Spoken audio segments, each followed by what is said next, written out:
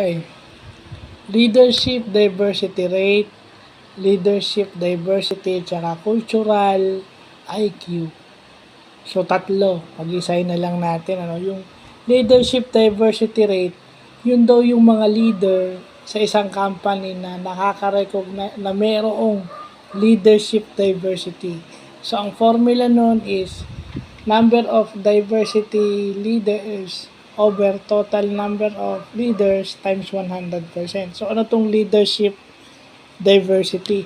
Yung leadership diversity, ito yung nagwo-welcome ng mga tao from different backgrounds and different cultures. So, ito yung mga leaders na kaya nilang ma-influensyan o kaya nilang mag-guide yung mga tao from different backgrounds and make them perform efficiently and at their full potential.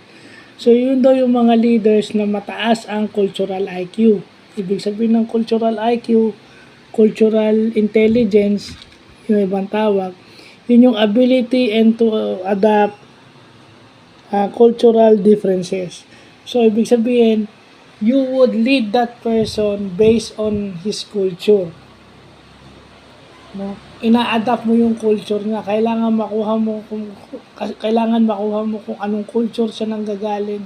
Alam mo kung paano siya kausapin para mapagtrabaho mo siya ng maayos. Yun yung maganda sa isang leader, yung may cultural intelligence. So, yun yung tatlong topic na yun sa isang vlog. So, yun lang po.